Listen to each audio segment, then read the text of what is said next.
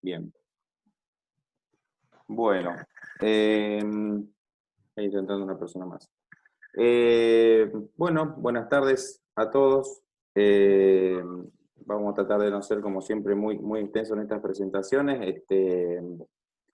Muy contento, por un lado, con esto que se ha organizado, porque tiene que ver, primero, con la presencia de una figura como Horacio, para muchos ya conocido. Creo que es alguien con mucha profundidad y espesor para hablar en la materia. Creo que es un placer y un honor poder tener un taller con él en el colegio. Más adelante creo que Lore ya le va a explicar un poquito, hablar un poquito más en detalle sobre la carrera de Horacio, que vaya que sí es fructífera y productiva. Y por otro lado, también nos pone muy contento que es otra actividad más, así como pasó la semana pasada, producto del trabajo en comisiones. Yo creo que esto también es algo para destacar, que gente pueda trabajar puertas adentro, conectando con la matrícula, y poder producir encuentros, lugares donde podamos intercambiar, podamos capacitarnos y podamos trabajar en conjunto, obviamente para perfeccionando y salir mejor de lo que ingresamos, ¿no? Estar un poquito mejor de lo que estábamos ayer. Yo creo que, yendo a lo particular del caso que nos convoca hoy, en general me parece muy importante tener este evento del tipo, digamos, pedagógico, ¿no? Creo que es muy importante en esto de la producción arquitectónica y desde un punto de vista proyectual y en la práctica concreta, en la construcción de la arquitectura. Nos parece fundamental tener esta visión, esta capacitación, donde podamos comprender a partir de la guía y la enseñanza de Horacio, una visión que permita ampliar y capacitarnos mucho más en esta idea de aprender, de comprender nuestro entorno, nuestro distrito. Por suerte, todo el territorio tiene mucha construcción de valoración patrimonial, y no solo de lo que por ahí se piensa, de que tiene que tener cierta antigüedad, ¿no? Esta relación de fijar lo patrimonial a lo viejo, por decirlo de una manera. En Santa Fe mismo tenemos mucha construcción que hoy está empezando a ser valorada y estudiada para incorporarse a la valoración de un punto de vista contemporáneo. Tenemos arquitectura moderna que ya está siendo catalogada también. Por lo tanto, me parece que suma desde muchos puntos de vista poder intercambiar opiniones, pero obviamente con una estructura que pretende tener este taller, que ha diagramado Horacio junto con la gente de la comisión. Así que simplemente gracias, no lo voy a hacer muy extensivo. Creo que en particular ahora Lorena va a explicar específicamente sobre de qué va y sobre un poquito presentarle la figura de Horacio, y ya luego, bueno, Horacio pondrá manos en la masa y comenzaremos a trabajar. Así que me parece importante repetir esto de gracias. Y bueno, Horacio, si querés decir algo, si no, por ahí Lorena sigue con una presentación y luego hablas vos. No tengo problema, ¿no? Siga el orden institucional, Lorena. Muy bien. Buenas tardes a todos, bienvenidos. En nombre de la Comisión de Patrimonio Urbano Arquitectónico del Colegio de Arquitectos, queremos agradecerles por estar aquí hoy, y agradecer también al doctor arquitecto Horacio Niemi Bogú por su predisposición desde el principio para colaborar en esta iniciativa. Agradecer también al Colegio de Arquitectos, que nos apoyó desde un principio, y a todo el equipo profesional del colegio que colaboró en el armado del curso. Les vamos a pedir, por favor, que apaguen cámaras y micrófonos. Vamos a asistir a una charla de 40 minutos. Todas las consultas las pueden ir haciendo por chat, y luego vamos a hacer una pausa para charlar y conversar sobre las preguntas. Continuamos con 40 minutos de exposición y cerramos con las últimas preguntas. Les pedimos que pongan el presente en el chat, así queda la asistencia grabada. El curso va a quedar también a disposición grabado. Y bueno, comentarles que el doctor arquitecto Horacio Niemi Bobú es arquitecto, magíster en conservación y rehabilitación del patrimonio arquitectónico y doctor en arquitectura. Es profesor emérito de la Facultad de Arquitectura, Urbanismo y Diseño de la Universidad Nacional de Córdoba. Es investigador, autor y coautor de numerosos libros. Es exdirector de la Maestría en Conservación y Rehabilitación del Patrimonio Arquitectónico y es exdirector del Instituto de Investigación y Conservación del Patrimonio Arquitectónico y Urbano de la Facultad de Arquitectura, Urbanismo y Diseño de la Universidad Nacional de Córdoba. Actualmente es director del programa de estudios sobre los lugares del habitar y de la memoria del Centro de Investigaciones y Estudios sobre Cultura y Sociedad del CONICET de la Universidad Nacional de Córdoba. La idea es transmitir conocimientos basados en experiencias de obras realizadas y en conocer los lineamientos que las guiaron, presentadas por un experto en la temática como es el arquitecto Horacio Niemi, así que, profesor, adelante con el primer módulo del taller. Gracias. Buenas tardes a todos. Para mí es un gusto volver a Santa Fe, aunque sea por esta vía. Los más jóvenes no lo saben, pero en tiempos de la dictadura, cuando la Universidad Nacional de Córdoba me cerró las puertas, la universidad, en aquel caso, en aquel tiempo era la Universidad Católica, pero no sea cual fuere, Santa Fe me permitió seguir con mi carrera. Estaba trabajando en la Universidad Católica, pero me había quedado sin espacio, y realmente el vínculo que establecí con Santa Fe, con su gente, fue para mí extraordinario.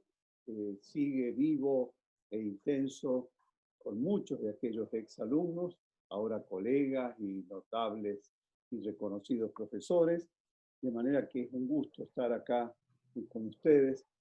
Lo que quiero decir nada más antes de empezar es que yo voy a pensar en voz alta, tratando de hacerlo de la manera más precisa y con la menor cantidad de palabras posibles, porque entiendo que esta vía que nos permite en estos tiempos comunicarnos no es igual a aquella otra directa cara a cara, y por lo tanto debemos saber adaptarnos.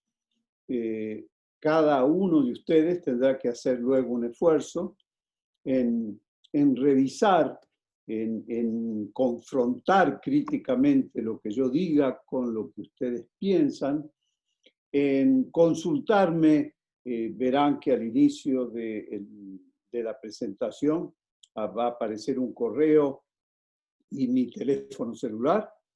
Cualquier pregunta me las hacen por esa vía posteriormente y yo respondo en la clase siguiente, y les voy a acercar material de lectura. No digo de estudio porque cada vez estoy convencido de que estudiar no sirve para nada. Lo que sirve es pensar a partir de la lectura. Estudiar como loro y repetir para aprobar un examen, ya saben ustedes las consecuencias nefastas que produce. En cambio, la lectura atenta, metódica, insistente y permanente, y la confrontación con las propias ideas a través de cualquier tipo de ejercicio que me permita ponerlas en práctica o ponerlas en crisis, es fundamental para el crecimiento de cada uno de nosotros. Dijeron también, cuando recién me presentaban, que yo, a pesar de los 40 y pico de años que tengo de profesor, cada vez que me presentan me pongo nervioso, porque después de lo poco o mucho que digan, uno tiene que estar a la altura de lo que dijeron. Y ustedes saben que hay veces, y más a los 74 años, que uno no está en el mejor de los días, y por ahí esperaba que la cosa salga de una manera y salió de otra. Para mí, cada curso que doy, cada charla que doy, es una instancia que agradezco muchísimo, porque no saben el tiempo que yo estoy antes de este momento pensando, dando vuelta, midiendo, sopesando. Marina Weisman, que fue mi maestra, siempre me decía, cuando das un curso, cuando das una clase, cuando das una conferencia, lo más difícil no es decidir qué vas a decir, sino qué no vas a decir. Y esa enseñanza a mí me quedó grabada a fuego, porque hay gente que por el temor a que lo tomen por poco capacitado, poco inteligente, entre comillas, larga todo y lo único que produce es una tremenda confusión y no abrir puertas como yo intento hacer acá. De manera que ahora presentamos ya nomás las imágenes de las cuales yo me voy a valer para hacer mi planteo del tema, el problema que me interesa compartir con ustedes. Tomé, respeto el título que ustedes me propusieron sobre el patrimonio arquitectónico y el paisaje urbano, y luego verán, ahí está mi nombre. Otra aclaración, quienes me conocieron cuando yo era más joven y ustedes muchísimo menos, era Horacio Niemi. El Bogú no lo adopté para ennoblecerme, sino en homenaje a mi madre, que siempre me recriminaba por qué no usaba su apellido. Y tanto trabajar en México y tanto insistirme los mexicanos que yo debía tener una madre y debía aparecer, en mis documentos ahora apareció el Bogú, en homenaje a mi madre y en agradecimiento a mis amigos mexicanos. Y al pie, ahí está mi correo y ahí está mi teléfono celular. Sin ningún problema me llaman o me escriben. Cuanto mucho les diré en este momento no puedo, pero acordamos cualquier encuentro virtual. Sigamos, por favor. Bueno, este era yo.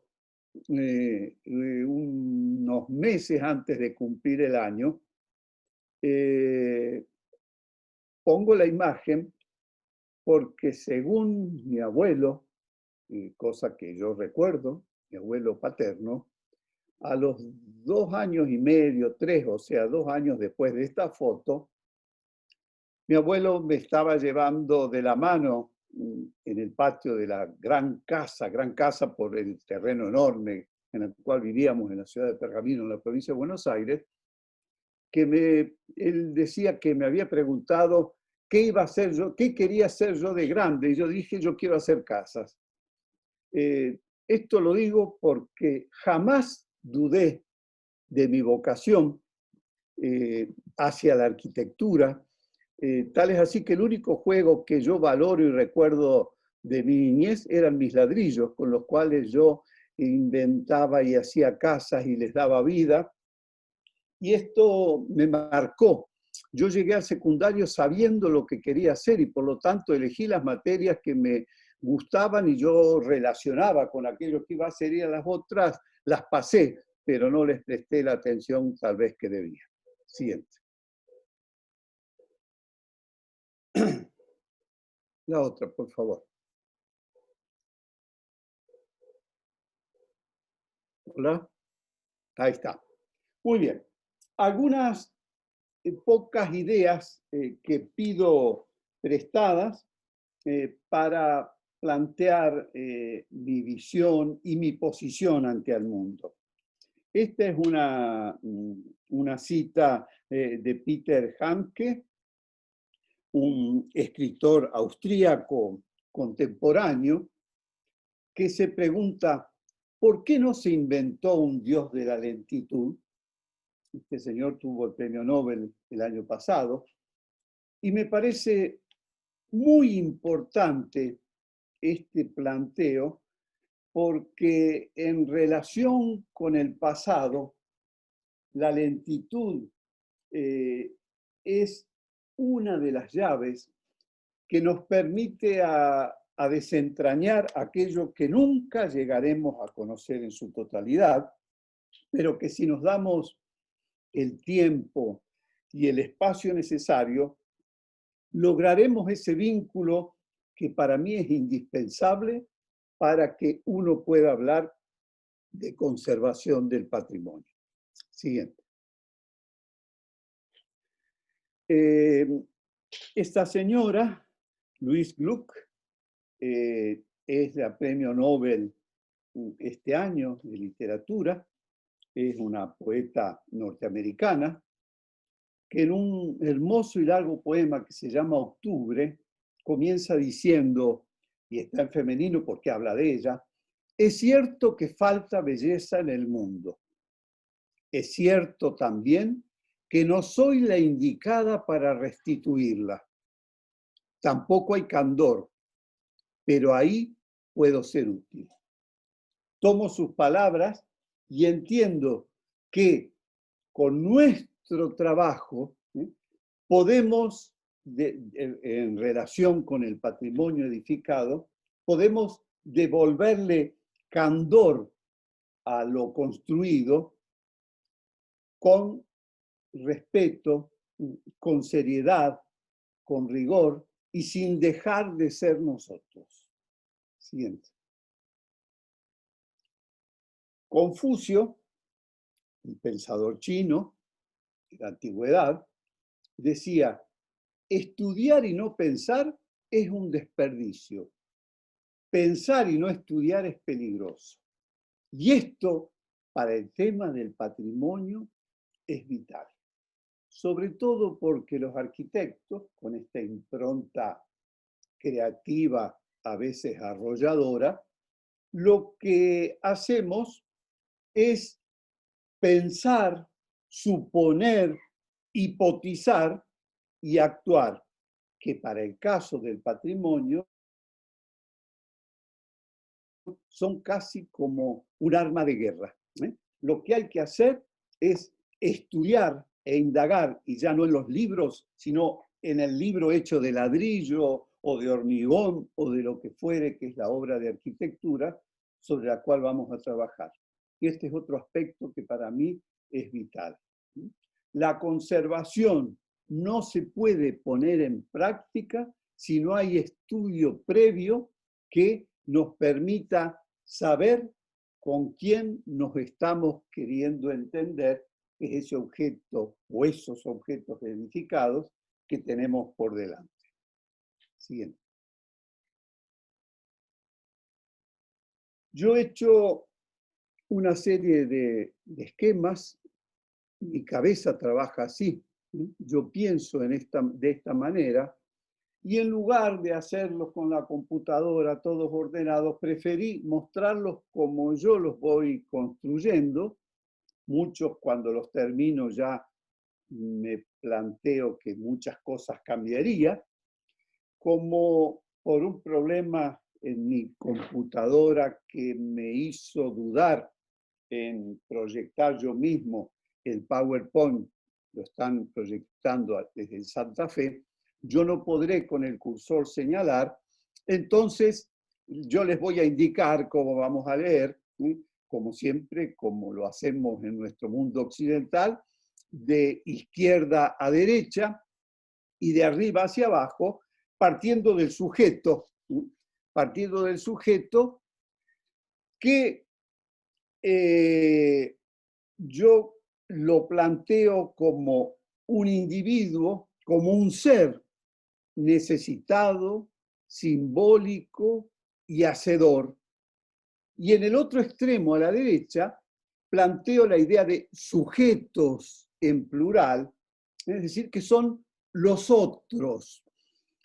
¿Cuál es la razón de este planteo que yo estoy haciendo? Que el sujeto de la izquierda es, en este caso, el arquitecto, somos nosotros. Los otros es la sociedad, todos los demás individuos, los otros especialistas, los ciudadanos, los vecinos, el turista. Ambos, sujeto y sujetos, lo verán con una línea continua, una flecha, que se encuentran con la palabra habitan. Uno y otro habitamos. Habitan, en aquel caso lo pongo yo en tercera persona. Señalo también, podría hacerlo en relación a todo, pero como me interesa girar o partir de esta idea o este concepto del arquitecto, el sujeto, que como tal, el sujeto puede ser cualquier persona que incluye al arquitecto, y todos el arquitecto y todos los demás somos seres necesitados, simbólicos y hacedores desde un diálogo continuo, desde nuestra condición del mundo cultural con la naturaleza. Diálogo que yo lo relaciono arriba de todo a la izquierda con una flecha de ida y vuelta, pero que siempre parte de la naturaleza hacia la cultura. No por caso se nombra a la cultura como la segunda naturaleza. Muy bien. Este sujeto necesitado, simbólico y hacedor es el arquitecto en unos casos, pero también en relación con lo que vamos a referir, que es a lo edificado, todos pueden ser arquitectos. Ustedes saben que hay un libro que se llama Todos somos arquitectos, y esto no va en desmedro de nuestra condición, de nuestra profesión, sino por el contrario, este hecho de reconocer que los demás llevan un pequeño arquitecto adentro.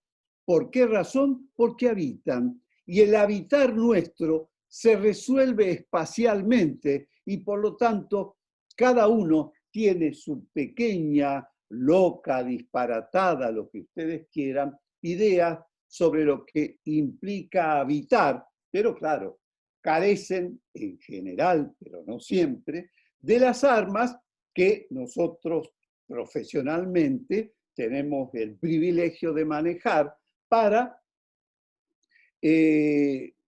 resolver un problema que implica que este personaje arquitecto adopta ideas, adopta una posición, y además edifica. Y ese adoptar por parte de los demás y edificar por parte nuestra se resuelve, se concreta en la idea de arquitectura. Acá, cuando hablamos de arquitectura, hablamos de una disciplina. También, la ponemos a la derecha, aparece la palabra objeto, porque la arquitectura se representa a través de un objeto que por traslación de la idea de la disciplina, nosotros nombramos a esos objetos como obras de arquitectura, ¿no? Entonces, ambos sujetos, nos vamos al centro otra vez arriba, habitan, habitamos. ¿El habitar qué es? Es una conducta nuestra, en este caso estamos hablando de la conducta humana, hay conducta animal sobre el habitar. Detrás del habitar hay prácticas sociales y hay modos sociales de producción. Prácticas, conducta y modos que refieren a un lugar concreto y específico que es ese objeto que nombramos con la palabra arquitectura. El habitar no es comprensible, más allá de los términos exclusivamente teóricos, si no lo referimos a tiempo y espacio, que son las dos iniciales que aparecen encima de la palabra habitan en el centro de esta columna. Es decir que nuestro habitar como sujetos, como sociedad, se da en el espacio y se da en el tiempo. Siguiente.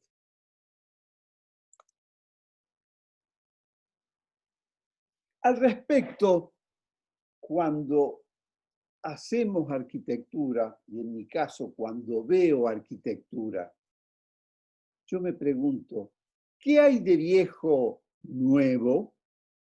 Es decir, son pocas las cartas básicas que desde los primeros tiempos hacen posible a la arquitectura. Y en este sentido, me interesa rescatar la idea de creación pero en todos los sentidos, que es muy distinta a la idea de enfatizar lo de la creatividad como una necesidad indispensable para el arquitecto. Vittorio Gregotti hablaba de la neurosis de la creatividad en los tiempos que vivimos. Y este es un hecho que me parece importante. Y por otro lado, este acto creativo, que es el acto de hacer arquitectura, no se fundamenta en el acto mismo de crear, sino en el acto de dar respuesta, que como cada caso es distinto, cada respuesta es una creación, porque es una respuesta a un problema concreto y específico nuevo. Cuidado que no estoy hablando de formas y de lenguajes exclusivamente, y casi ni siquiera estoy pensando en eso. Me estoy refiriendo con bastante elegancia y sobrevolando alto, para no herir susceptibilidades, esta idea que tantos arquitectos muchas veces dejan que los domine. ¿Qué hago para ser innovador? Yo lo único que les respondería, trata de ser vos mismo. Es la mejor forma de ser innovador. Lo que pasa es que hoy esta idea de innovar va ligada a la de alcanzar algo, de ser famoso, ser conocido. Cuando a mí me hablan de esta persona es famosa, yo siempre tengo la tentación de preguntar, ¿en el sentido positivo o en el sentido negativo? Porque tantos de los famosos impresentables que uno encuentra hoy lo son por ladrones, por mal hablados, por ignorantes y por atrevidos. Siguiente. Cuando estamos hablando del habitar, la referencia directa es Heidegger. El pequeño librito Construir, Habitar y Pensar, que él presentó en la década del 50 del siglo, presentó una conferencia, después se hizo un libro con esa conferencia, que se hizo en Alemania, que se llama el libro Construir, Habitar y Pensar. Él plantea ahí, el hombre es en la medida en que habita, es decir, nuestra condición de habitar en el mundo se resuelve habitando en la tierra, habitando en el espacio. Les recomiendo, en este caso yo después se los daré anotado, las indicaciones, y lo encuentro en PDF, también se los enviaré, que lean con calma, con serenidad, lentamente el librito de Heidegger, pensando que él no está hablando directamente de la arquitectura, sino que es un filósofo, era un filósofo, que lo veía al problema desde otra dimensión, pero sin duda que se resuelve y se concreta, si uno tiene la intención, en esta arquitectura, en ese objeto arquitectónico del cual aquí nos estamos ocupando. Verán que partimos desde otro lado distinto al título del curso, porque para mí es indispensable y enseguida se darán cuenta por qué. Siguiente. El arquitecto, y esta imagen me parece elocuente, evidente y fuerte, a veces por soberbia, otra por inseguridad, otras tantas por inseguridad, otras por descalificar creyendo que solo puede tener mentalidad arquitectónica un arquitecto, cuando si leemos a Heidegger nos damos cuenta que en este negocio en el sentido de intercambio, que en este caso son ideas, conceptos, actitudes y posiciones, estamos todos involucrados. Sobre esto, Eduardo Serrano, un español, decía,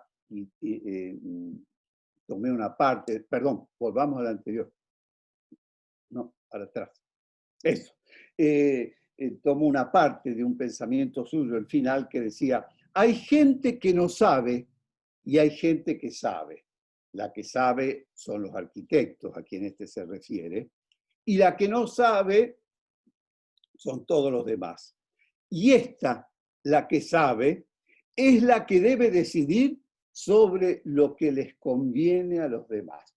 O sea, acá hay una ironía en pensar que los grandes dadores de forma, como nos reconocía y se reconocía Le Corbusier, somos aquellos que sabemos, entre comillas, cómo deben vivir los demás.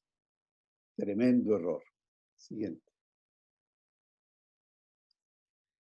De manera que este esquema que antes compuse, que aquí está reproducido tal cual, con la diferencia de que a mano izquierda yo lo reconozco a esta instancia como el proceso 1, como el proceso primero, que nace, se pone en juego en el tiempo, desde el momento que esta cosa está en su germen, se la está pensando, hasta que se resuelve como tal, y la arquitectura echa a andar su vida en el mundo.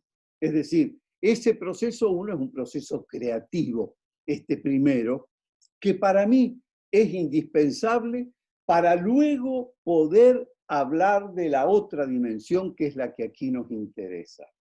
Es decir, anticipo para que vayan sabiendo y no vayan creándose por ahí ideas equivocadas. El patrimonio edificado no es más que arquitectura que por algunas razones vale más que otra, pero vale no en términos económicos, sino en términos de significación, trascendencia y otra serie de razones que enseguida veremos. De manera tal que cuando yo quiero conservar el patrimonio, lo que estoy queriendo decir es que quiero conservar cierta arquitectura. El problema está acá en que este proceso 1, todos los arquitectos lo manejamos porque es para lo cual se nos formó en la facultad. Los procesos siguientes, la situación no es la misma. Sigamos. El hombre es la medida de todas las cosas, desde Vitruvio en adelante, pasando por Le Corbusier, Neufeld y compañía, todos proponen sistemas a partir de nuestra propia imagen, nuestra presencia física, y a partir de ahí establecer relaciones con el espacio y con el uso que hacemos de los espacios según las actividades. Solo que esto está propuesto para el desplazamiento físico, para moverse, para contenernos a nosotros. Una cama debe tener 2 metros de largo. Y yo les pregunto, ¿qué espacio se necesita para el espíritu? No tengo la respuesta, pero sí tengo el convencimiento de que hay espacios que no dan lugar a que nuestro espíritu se instale y se expanda por el carácter mezquino y limitado que la respuesta tiene. Siguiente.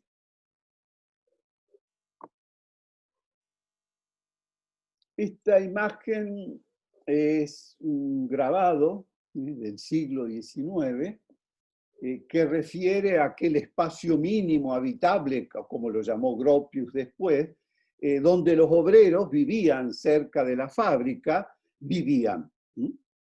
transcurrían como podían sus días en un hacinamiento tremendo, en proximidad al lugar de trabajo, porque era el modo de tenerlos controlados, y aquello que algunos creían que fue acuñado por un político más próximo a nosotros, en realidad ya de aquella época venía y los románticos lo criticaban seriamente, de la casa al trabajo y del trabajo a casa. Por eso los barrios obreros estos que surgieron no eran una respuesta humanitaria, sino que era una respuesta para tener el control total de los personajes y que la fuerza de trabajo sea aplicada en su totalidad en los haceres fuera de la casa, y por eso esa proximidad que se buscaba, y lo de mínimo era para que, bueno, ante la necesidad de salir, ya se sabe a dónde voy, a trabajar. Otro, por favor.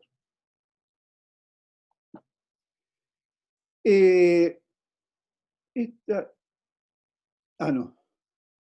Sí, acá estamos. Entonces, agrego, nos vamos a la derecha del dibujo, en los otros sujetos. Esos otros sujetos, que son no los usuarios primeros relacionados con esa arquitectura que se pidió, sino todo aquel habitante de una ciudad, de un lugar, tenga el carácter y la condición que fuere, por alguna razón, en tantos sujetos se relacionan con la arquitectura, porque la usan, porque la observan, se vinculan con ella, y ese vínculo que establecen, que muchas veces es negativo, de rechazo, es producto de un acto que es la valoración, de un acto valorativo.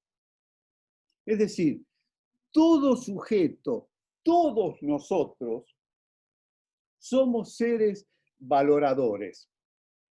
Armamos nuestro mundo, nuestras preferencias y tomamos decisiones a través del acto valorativo. Este tipo no es buena persona, ya lo valoré negativamente y lo separo. En aquel restaurante se come muy bien y allá quedó en mi lista y lo voy a recomendar como un hecho notable e importante. Lo mismo sucede con la arquitectura, de otra manera, por cierto. Vamos a poner ejemplo. Vivan ustedes en el barrio que vivan, de cualquier ciudad, alejadísimo del centro.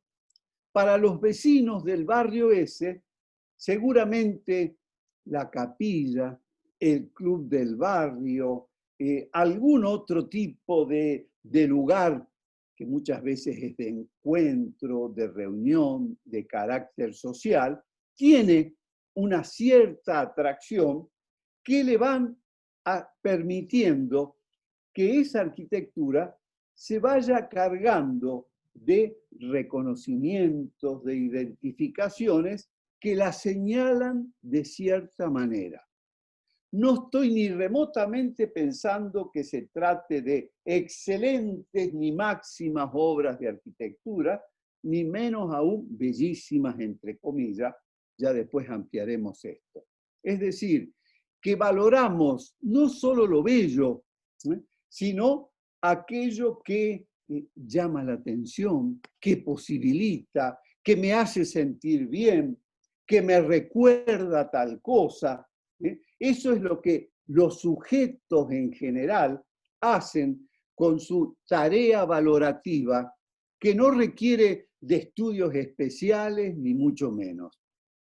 Por este otro lado, por el lado del sujeto a la izquierda, que quien proyecta la arquitectura, también hace su valoración de los elementos que tiene entre manos para poder construir, diseñar y construir algo que vaya más allá del servir, para yo acostarme, para comer, para tener intimidad, sino para que ese habitar tenga un plus de agrado, de placer, de posibilidad de crecimiento, de bienestar, de aprovechar de la luz, de tantos otros elementos que van más allá del espacio mínimo habitable. Y entonces ya a esta arquitectura que tenemos abajo a mano izquierda, se le empiezan algunos de sus testimonios, de sus respuestas, a encender luces especiales que la empiezan a destacar del resto. Siguiente.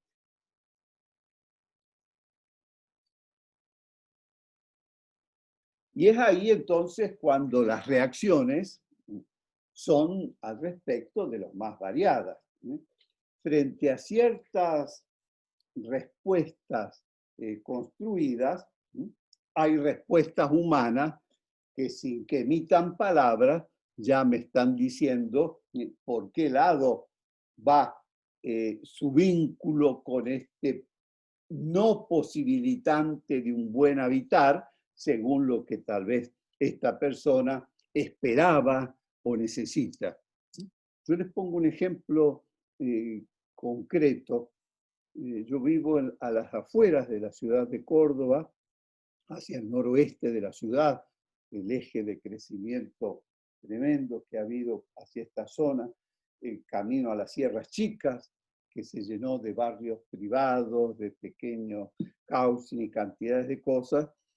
Y elegí venir acá porque bueno, son calles de tierra, vivo en una casa vieja, que fíjense el error mío, la elegí por vieja, vieja y viejo se llevan bien, de techos altos, espacios grandes.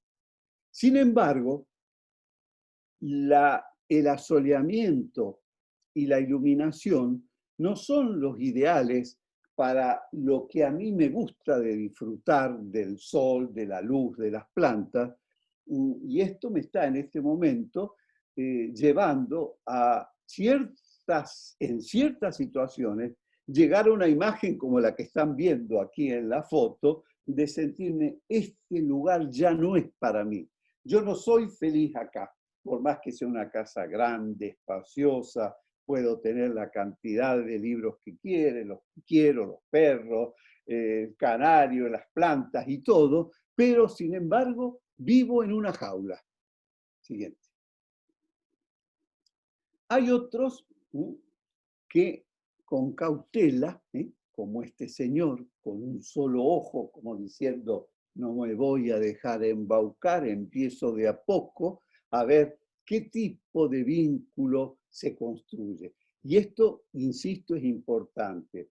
Los vínculos se construyen y no son, por lo general, producto de amores a primera vista, sino que son unida y vuelta porque sujeto y objeto se deben reconocer, y el gran esfuerzo, por cierto, viene dado de parte del sujeto, que debe hacer este esfuerzo que yo reclamo para, como yo digo, oír lo que la arquitectura me quiere decir a través de cómo es, a través de cómo la hicieron, y a través de cómo quiere seguir siendo. Y en ese sentido ya esta idea de patrimonio y las intervenciones empieza a jugar un papel importante. Siguiente. Y están aquellos otros que se sienten como un niño, felices, libres y capaces de vivir a pleno en ciertos casos, en ciertas situaciones, y es ahí donde este vínculo que se establece, que está sustentado en un acto de amor. Para mí, hacer arquitectura es un acto de amor, es un acto de amor a la vida. El único problema es que muchos arquitectos resuelven esta arquitectura a través de un acto de amor a sí mismo. Y esos arquitectos sería preferible que pasen lejos del patrimonio. Siguiente. Esta mirada, que bien puede ser la mía, los pelos blancos, los míos están cerca, lo único que es una señora, yo soy un viejo, pero es una referencia importantísima porque para lo que yo estoy queriendo plantear, porque son las miradas que hoy rechazan, porque yo estoy en este grupo. Y lo he vivido en carne propia con esto del coronavirus, por ejemplo, que llegaron a echarme de un supermercado porque yo no podía estar porque era ahí, porque era de la tercera edad, ¿no? Bueno, se imaginarán lo que monté y lo que hice. Pero esta mirada de la sabiduría que dan los años, si es que uno supo vivirlos y convive en alegría con ellos, es la mirada del tiempo. Y esta mirada del tiempo es la que ustedes jóvenes arquitectos, más o menos, pero jóvenes siempre, yo también soy joven en mi espíritu, es la que debemos cargar en nuestro trabajo. Insisto en esto porque la exaltación de la juventud, el negar las arrugas, el disfrazarme para parecer distinto de lo que soy en cuanto a mi edad, se traslada directamente a las acciones que se aplican sobre cierta arquitectura, aquella que vale, que luego reconoceremos como patrimonio. Siguiente. Y esta es la celebración de la amistad, la celebración del amor, la celebración del encuentro, que la arquitectura y la ciudad vista en términos históricos debiera promover, dejando de lado el carácter elitista que en tantos casos se aplica sobre esta dimensión de la arquitectura cargada de tiempo que luego reconoceremos con su nombre específico. Siguiente.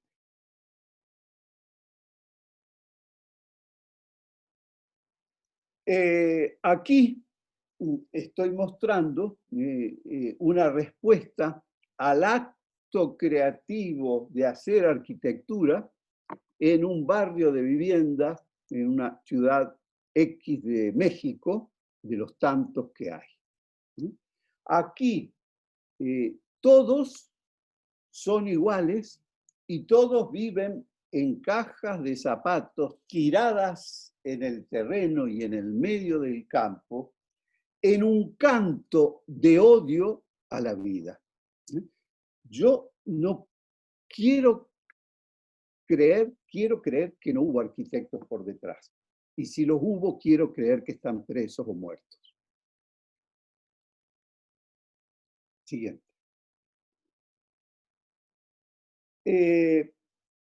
Aquí hay otro aspecto que también debemos derribar barreras al respecto.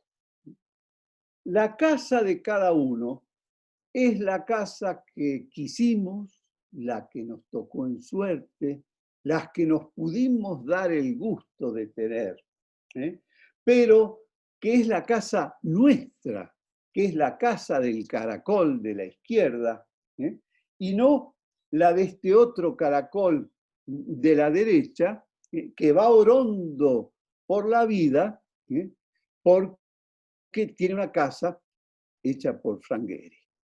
Entonces, aquí nuevamente la reflexión que la arquitectura va más allá de los nombres. Y si en algún momento de nuestra vida tuvimos la suerte de pegarla con la obra que siempre, yo creo, las hacemos con la mejor de las intenciones, ya nos debiéramos llamar por satisfechos. Y si nunca lo logramos, las intenciones estuvieron dadas porque estuvieron ahí en juego. El ser notable, el ser destacado, no significa siempre ser un buen arquitecto. Y no estoy hablando de Gehry acá, estoy generalizando sin poner nombres, porque además este no es ni el lugar, ni el momento, ni mi interés en hacer este tipo de críticas demoledoras. La arquitectura va más allá de los nombres. La arquitectura es una respuesta que si algún nombre se le puede agregar como elemento adicional a su condición, bienvenido sea, pero hay arquitectura anónima, notabilísima. Piensen nada más que en las catedrales góticas. Creo que aquí ya se cumplen casi los 40 minutos. Podíamos hacer el primer corte para que ustedes me planteen sintéticamente, por favor, alguna pregunta, alguna aclaración. Insisto lo de sintéticamente porque este medio no es el ideal para el debate, lamentablemente, y debemos saber usarlo en los términos justos, porque además estar 2 horas sentado oyendo es, en cierto modo, agobiante. Por eso les pido, sean breves. Conozco a algunos de... No estoy viendo preguntas en el chat. No sé si alguien quiere preguntar algo, levantar la mano.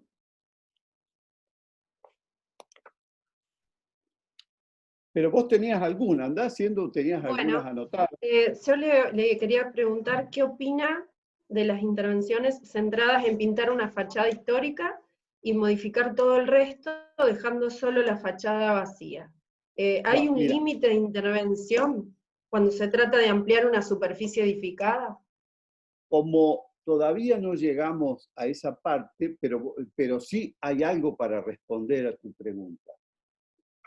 La arquitectura, en el momento que ella se termina, tiene una dimensión, una realidad y sus propias características.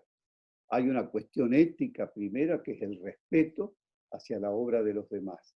Me guste o no me guste a mí, ese es problema mío, no de la obra de arquitectura. Esa obra echada a andar en el tiempo va a ser conservada en algunos casos, va a ser transformada, va a ser maltratada, va a ser agredida, va a ser cuidada o curada con amor. Todos estos aspectos que yo estoy refiriendo es importantísimo tenerlos en cuenta a la hora de mirar a esa obra y tomar decisiones. Por de pronto respondo, si esa obra está resuelta de cierta manera, donde es evidente que el color no es su razón de ser y por lo tanto posibilita que yo lo cambie, tengo toda la libertad para hacerlo. Si la obra está resuelta en su imagen, en piedra París, por ejemplo, la gran tentación que los arquitectos muchas veces tienen para renovarla, para hacerla más luminosa, es pintarla, y ese es un atentado producto del desconocimiento de la propia realidad y del valor que tiene esa terminación en piedra París en una cierta construcción. La otra parte la veremos después, porque si no me estoy anticipando, estoy respondiendo a algo que todavía no he dicho. Trata de buscar alguna pregunta un poco más general que me permita abrir la puerta hacia lo que va a venir.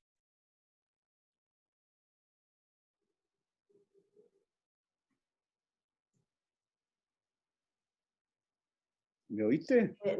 No veo preguntas en el chat. Si quiere, continuamos con la charla. Bueno, Y dejamos más tiempo al final.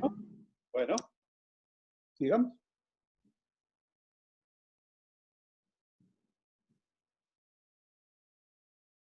No.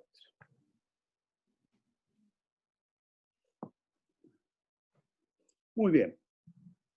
Acá entonces, lo que yo estoy mostrando, lo que me interesa es lo que está entre la arquitectura y el patrimonio edificado en este esquema, que es lo mismo que habíamos visto, solo que yo pongo que la valoración que los otros sujetos hacen de la arquitectura, más el esfuerzo que pone el arquitecto en su proceso creativo y de diseño, hace que esa arquitectura echada a andar en el tiempo, como se ve acá en la izquierda, con una flechita de trazos que sigue hacia abajo, eso implica que esa arquitectura se transformó naturalmente en un patrimonio porque es herencia. Insisto, naturalmente porque todo lo que recibimos, en este caso en la ciudad o donde vivamos, producto del hacer de quienes nos precedieron, es un patrimonio, es patrimonio en tanto es herencia. Pero, por eso acá, después de la palabra herencia, sale una flecha continua y una flecha de trazo. Hacemos una selección. Cuando en la familia muere el abuelo, nos juntamos y decimos, y esta casa es una porquería, esto no sirve para nada, nos deshacemos y lo vendemos, Esto es importante, es decir, la selección que hacemos frente a lo heredado es lo que nos permite consagrar el patrimonio edificado que una sociedad se permite el gusto de tener, porque lo reconoce especialmente. Y acá las preguntas que podrían surgir es, ¿quién hace esa selección? Y esta pregunta es importantísima. La selección, bien tenemos todos el derecho de hacerla, solo que quien es ajeno al mundo del hacer arquitectónico y artístico, si ustedes quieren, tendrá ciertas limitaciones para reconocer cierto tipo de valores que permitan señalar especialmente a esa arquitectura y poder hacer que forme parte de esta dimensión del patrimonio edificado. Por eso el sujeto arquitecto, que está acá en la línea de la arquitectura y del patrimonio edificado, ese sujeto arquitecto, especialista, historiador del arte, historiador, sociólogo, antropólogo, forman este mundo que pueden aportar elementos para darle pie a la sociedad que a través de los argumentos de diverso tipo y carácter que se le presentan, permitan reconocer en muchas arquitecturas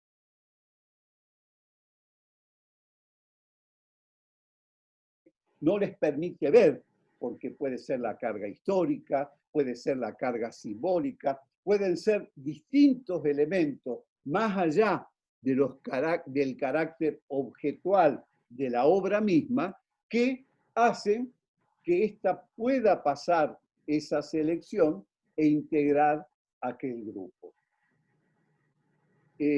Cuando algo se declara patrimonio, si se lo declara es porque hay una declaración oficial. Puede ser una declaración oficial a nivel municipal, puede ser a nivel provincial, puede ser a nivel nacional y también ahora, hace ya años, es a nivel mundial con la UNESCO como intermediadora. Pero todo esto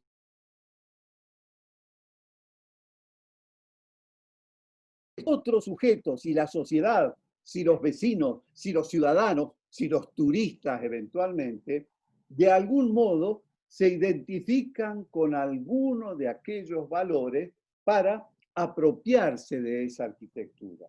Es decir, señalar algo por capricho de un grupo de especialistas que después no se tomó el trabajo, ni él y las instituciones que se encargan de la custodia de este patrimonio, de hacerlo conocer en los términos que sean los más accesibles a cualquier vecino, a cualquier persona, será un esfuerzo vano porque será algo que esté ahí y que a nadie o que a unos pocos diga algo.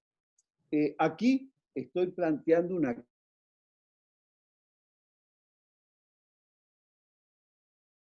será en mayor o menor medida este vínculo. Por ejemplo, pensando en América Latina, los cubanos, tengan o no tengan formación, tienen una clara idea, debido a la educación que han recibido, del valor que cierta arquitectura tiene en sus ciudades y en sus lugares. Pasa lo mismo de otra manera en otros lugares, pero tal vez el ejemplo cubano sea notable. Yo he vivido allá, he enseñado en Cuba, y me llamó muchísimo la atención esto, que es tan frecuente. Y cuidado, que no estoy diciendo los cubanos son mejores o estos hay que destacarlos por tal razón, sino estoy reconociendo realidades.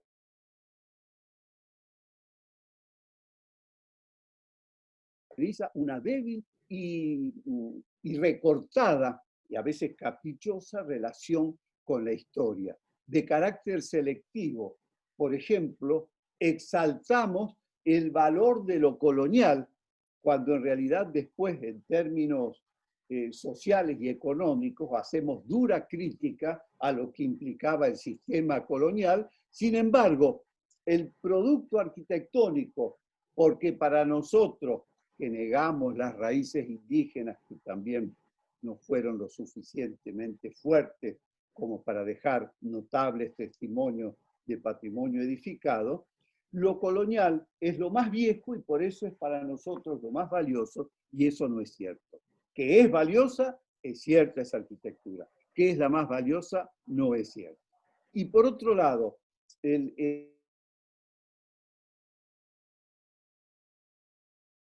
esto es patrimonio de la humanidad, es la arquitectura más notable de tal lugar. No es cierto.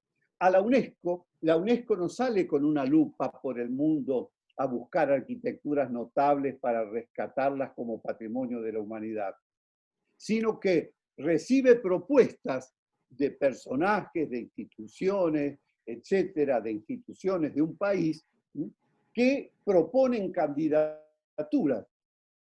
Es decir, en Córdoba, por ejemplo, el patrimonio jesuítico de la ciudad de Córdoba, la manzana jesuítica, es patrimonio de la humanidad.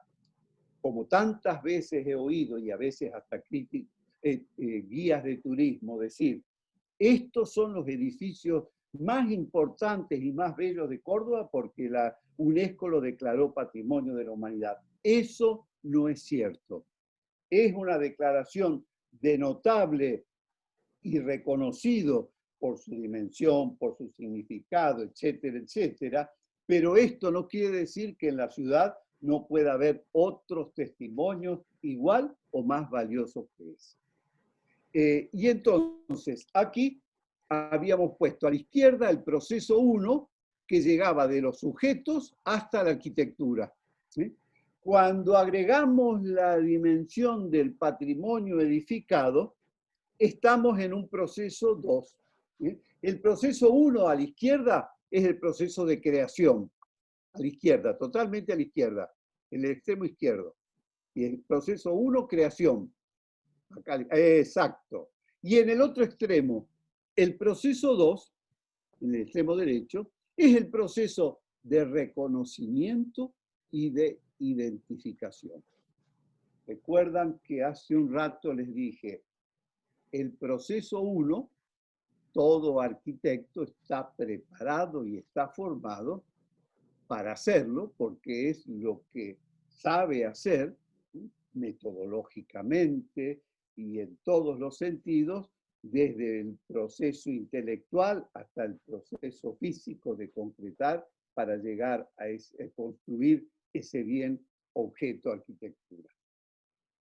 Por el contrario, los arquitectos no hemos recibido y todavía no reciben en forma integral y rigurosa la formación necesaria para que este proceso 2 de mano derecha sea, a mano derecha de ustedes, sea lo más completo, justo y preciso posible.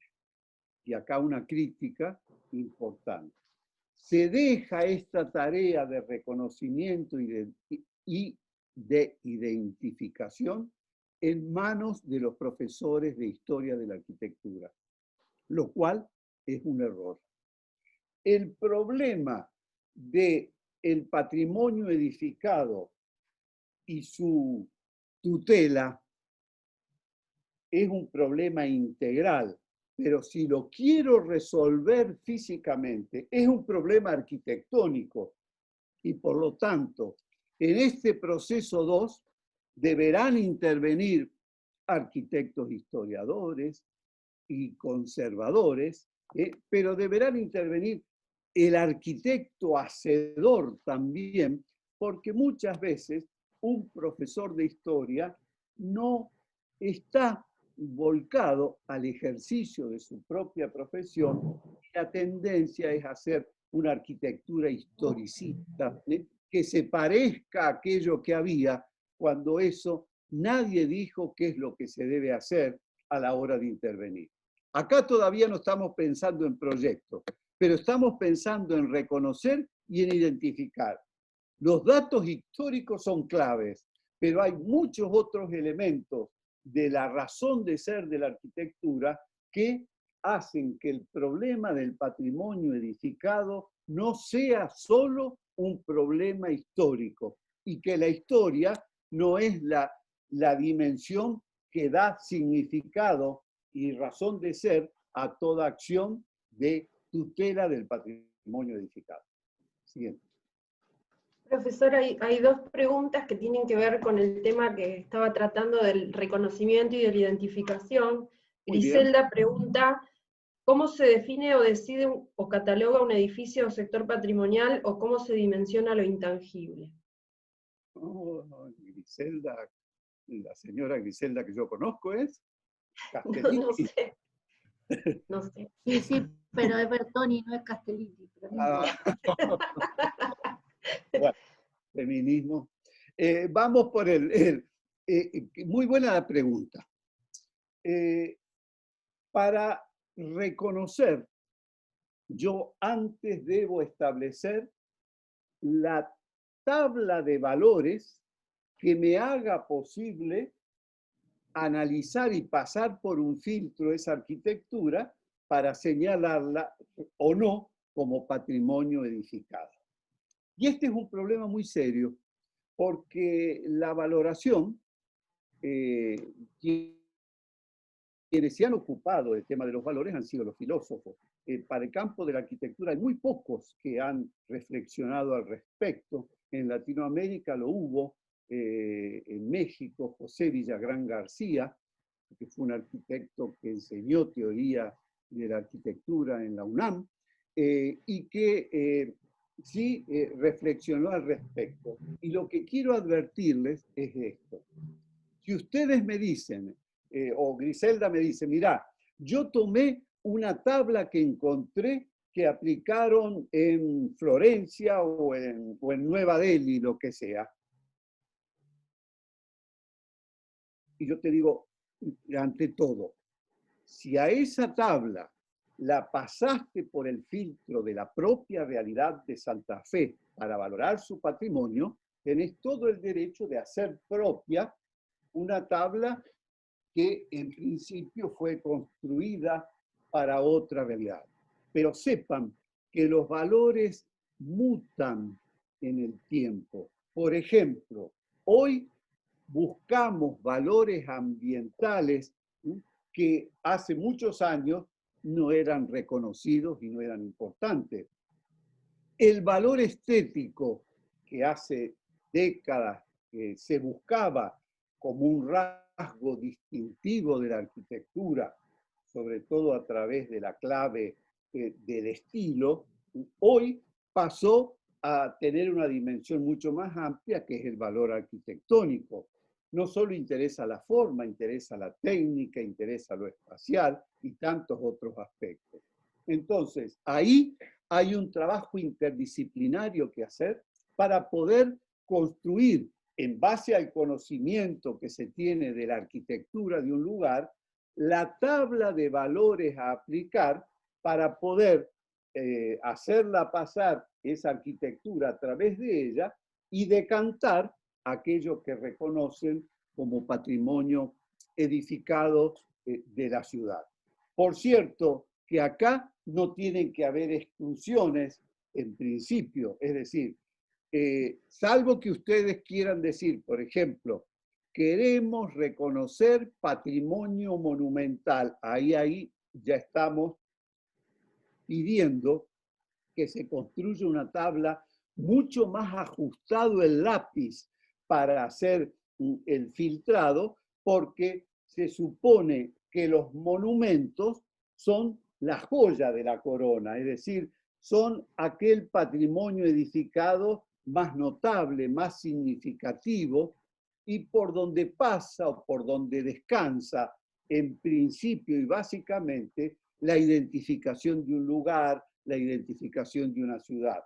Ustedes me dicen, por ejemplo, en Córdoba, ¿y vos qué dirías que la identifiquéis? Bueno, los elementos que no escapan a nadie son Cabildo, Catedral, la Compañía y algunos otros edificios que hay por acá y por allá, tramos, lugares, etcétera, etcétera, que tienen valores más exaltados en cierto sentido que el resto del otro patrimonio que es indispensable porque lo acompaña. Por lo tanto, el reconocer implica una tarea cuidadosa y minuciosa previa sobre los valores a reconocer y la razón que la fundamenta, esa tabla que se va a aplicar, una escala de valores que haga más pesado un edificio que otro por los valores que en él se reconocen. ¿Queda claro lo que dije? Sí. ¿Cómo se dimensiona lo intangible relacionado a ese edificio? Dentro de la misma pregunta Lo estaba. intangible, hay una dimensión de lo intangible que es imposible de dimensionar, aquella relacionada con la propia subjetividad, lo que me hace vibrar, lo que me hace sentir bien, que en cada uno se da o no se da de diversa manera. Pero hay toda otro, que ahora, Griselda, se está dejando de lado la idea de lo intangible y se habla de lo inmaterial. Bueno, son modas que también la UNESCO va pasando por ese proceso. Hay ritos, hay ceremonias, hay modos de uso en algunos edificios, en algunos lugares, que le dan esa dimensión y ese significado especial que debieran considerarse y que debieran respetarse. En este sentido, y por eso yo puse, cuando pongo los sujetos en este gráfico a la derecha, sociedad, individuos, especialistas, ciudadanos, vecinos y turistas, a mí la selección primera creo que va en función de los vecinos y no de los turistas. Y esto lo remarco especialmente porque, y marca otra diferencia, por ejemplo, cuando en alguno de los años sabáticos que yo tuve el placer de disfrutar de los 3 posibles de tener, estuve profesor visitante en la Sapienza de Roma y vivía muy cerca del Vaticano. Por lo tanto, iba a misa diaria a la Basílica de San Pedro, pues en el momento que en ese lugar se hacía la ceremonia religiosa, este rito, este acto que forma parte de ese patrimonio inmaterial, pues se cerraba ese lugar, el paso al turista, y se prohibía hasta el sacar fotos. Y ese es un modo de conservar esto, porque si luego todo se lo habilita en toda hora para que el turista necesitado de en una hora ver lo que a alguien le lleva a veces mucho tiempo y que lo disfruta de otra manera o lo vive de otra manera, ese patrimonio inmaterial se va desdibujando, va quedando cada vez más encerrado, en este caso a la capilla más chiquita y más escondida, para que puedan entrar libremente, pagando la entrada, por cierto, para que esto funcione dentro de este sistema patrimonio-turismo, que es una relación de un matrimonio mal avenido. ¿Por qué? Porque el turismo le pide al patrimonio demasiado y no le da nada. Por lo general, los recursos que entran por el turismo, muy poco, en muchos casos, llegan al patrimonio para sustentar su tutela y su conservación. ¿Te respondí? Sí, sí. Ahí queda la pregunta que tiene que ver cómo generar ese vínculo o apropiación a la arquitectura patrimonial. Educando. Así de simple. No, en algunos casos creo que a través desde la escuela primaria se podrían incorporar elementos para que los niños se vayan sensibilizando. ¿Cómo llegó la conciencia ecológica a las familias? Por los hijos que lo trajeron de la escuela. Lo mismo puede llegar esta aproximación a estos lugares de la ciudad a través de los niños. Pero también, eso es en los procesos sistemáticos, pero también está la otra forma de educar a través de los medios. Yo lo he hecho por muchos años a través de la radio, en algún momento lo hice en Radio Nacional, después en Radio Mitre, ahora la periodista está en Radio Universidad y también, pero ya más esporádico lo hago. Y a mí me interesa no solo hablar y que me oigan, sino saber qué efecto produce esto. Y les cuento una anécdota para que entiendan que sembrando, hasta en unos pocos, aunque sea en unos pocos, perdón, se puede avanzar. Hablaba en ese programa de radio una vez a la semana, visitaba lugares de la ciudad y hacía referencias muy generales para dar unos pocos elementos como para que cada uno, despertada su curiosidad, vaya y vea a ver qué le pasa. Y un día voy a un veterinario cerca de casa, y estaba lleno de gente, la secretaria era nueva, y yo no quería esperar tanto, entonces me le acerqué y le dije, decile a Cristina que estuvo Horacio, porque con la veterinaria, con el bicherío que yo tengo, el diálogo es permanente. Y entonces ella, la secretaria nueva que no me conocía, me dijo, dígame su apellido. Y de atrás de ese grupo de gente, habría unas 10 personas, una voz de mujer dice, ese debe ser el arquitecto Niemi, que habla por Radio Mitre de los edificios de la ciudad. Con lo cual, después me fui directo a ella y me contó que tantas veces cuando podía, se tomaba el ómnibus y se iba al centro a descubrir cosas que nunca en su vida había visto, porque aunque ustedes no crean, en esta zona donde yo vivo, y en tantas otras de tantos lugares, hay gente que casi nunca ha ido al centro de la ciudad. Y si uno le habla, no sé, la catedral podrá ser, pero yo he tenido la experiencia de decir la iglesia de la compañía y no ni remotamente ubicarla ni asociarla con nada de los elementos que en la ciudad se ofrecen. Es una tarea, y los guías de turismo, en lugar de recitar esos libretos eternos de tener parados 2 horas a la gente levantando una pierna y la otra porque no dan más, debieran esquematizar, sintetizar su discurso para inquietar, despertar la curiosidad y que cada uno vaya luego y logre o intente empezar a construir ese vínculo como pueda y como quiera. En eso estamos trabajando con un grupo de investigación que dirijo. Hay un arquitecto que trabaja en semiología de la arquitectura y estamos queriendo hacer un doble sistema con unos pequeños libritos muy sintéticos y con dibujos para enseñar a ver, ayudar a aprender a ver la arquitectura, y luego una app que sobre edificios específicos y puntuales, darles herramientas para que cada uno haga su propio recorrido, dándole los elementos mínimos indispensables para que pueda entender. Y después, si el bichito prende, tendrá herramientas o elementos para avanzar en su búsqueda. Si esto no se da, el patrimonio seguirá siendo elitista, como antes lo dije y lo planteé. Y eso es lo más triste que pueda haber. ¿Por qué? Porque somos pocos en porcentaje los que hemos tenido el privilegio de los habitantes de una ciudad de movernos fuera del país a otros lugares. Yo insisto que a través del patrimonio de una ciudad, yo si quiero puedo enseñarles a ver el mundo con los elementos pocos que uno encuentra en un edificio y en otro, y haciendo relaciones.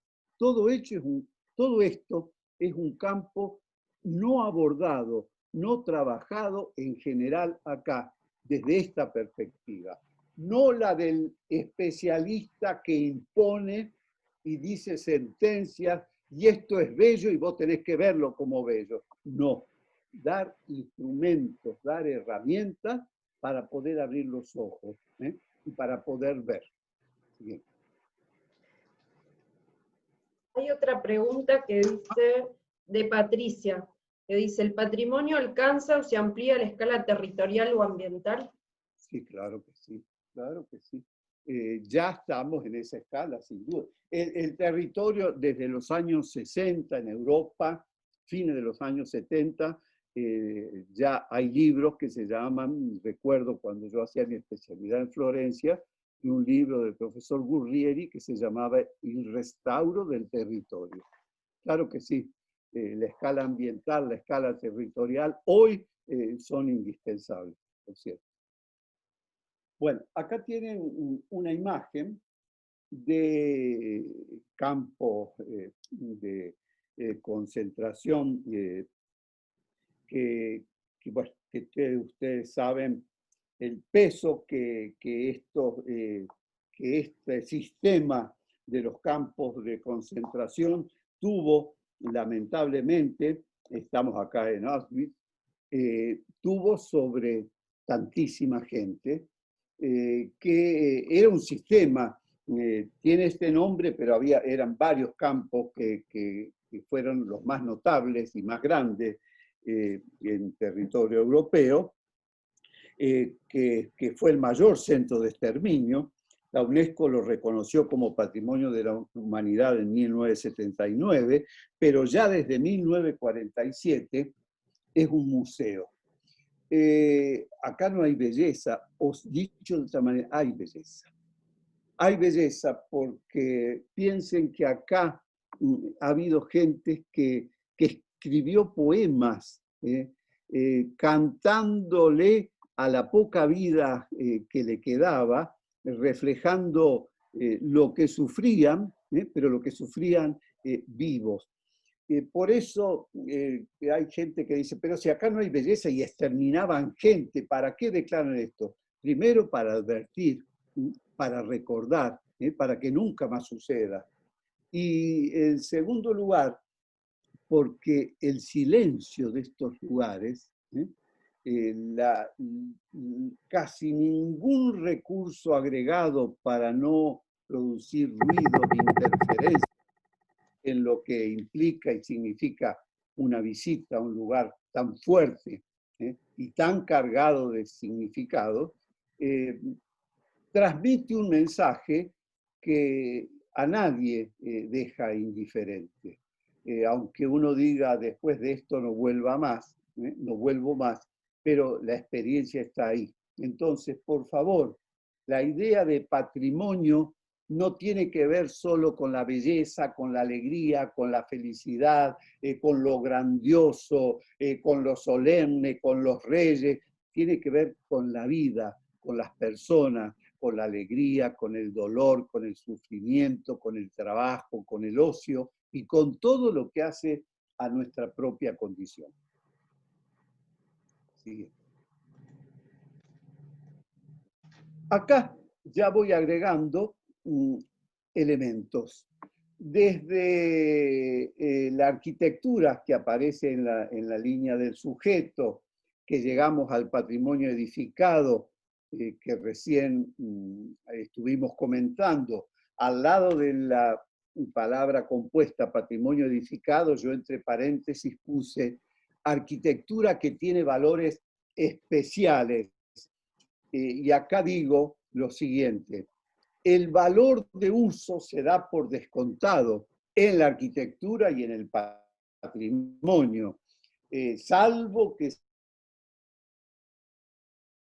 ese uso del patrimonio edificado en tanto arquitectura que sirvió para cierto tipo de actividad podría considerarse, pero los valores especiales son de otro carácter, históricos, que muchas veces se los llama sociales, pueden ser ambientales, pueden ser simbólicos, pueden ser rememorativos, ambientales, etcétera, etcétera.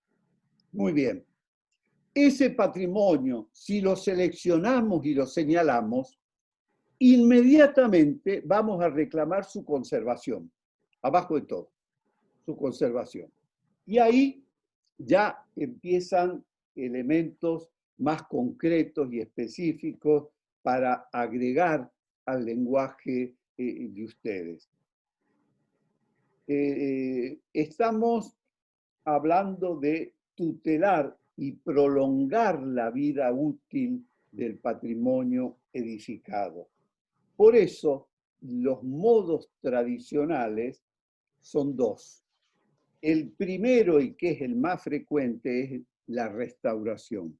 Sin embargo, la conservación se supone que es una instancia mucho más rica y más amplia que precede a la restauración. La restauración es un gesto puntual que yo hago cuando un edificio está enfermo, necesita asistencia.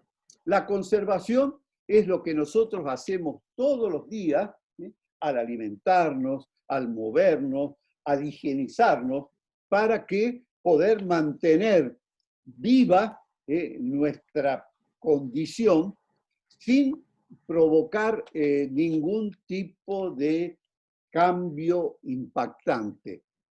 Cuidado, esto no quiere decir que restaurar significa cambiar, pero muchas veces el cambio, las acciones, que se producen sobre el patrimonio edificado a través de la restauración tienen un impacto muy fuerte. Por ejemplo, cuando se consolidan muros, cuando se consolidan cimientos, hay que hacer fuertes intervenciones que implican un impacto en el edificio que hay que tener especialmente en cuenta. Conservar, en cambio, es dejar que la vida fluya, pero que las consecuencias de ese pasar del tiempo no se lleven puesto al edificio, al bien. Y pongo debajo de la conservación dos flechitas. Acción a la izquierda de ustedes y actitud hacia la derecha. Explico. Todos los sujetos que son valoradores y que se vinculan de alguna poca o mucha forma, de poca o mucha intensidad con esa arquitectura identificada como patrimonio, manifiestan una actitud conservativa. Están en pro de que el edificio se conserve. Si hay una campaña, son capaces por ahí de comprar un pequeño bono para conservar, dar fondos para conservar un determinado edificio. Es decir, la actitud conservativa es un gesto natural de nuestra condición que viene de la propia actitud que tenemos por conservar y preservar nuestra propia vida y nuestra propia condición.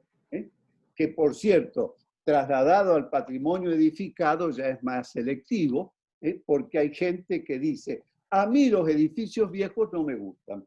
Uno le podrá explicar todo lo que quiera y sigue insistiendo en su posición, que tiene todo el derecho. Mientras esa posición no signifique decir, habría que demoler todo lo viejo, porque ahí sí, la actitud negativa atenta contra la herencia que para otros es tan importante o significativa.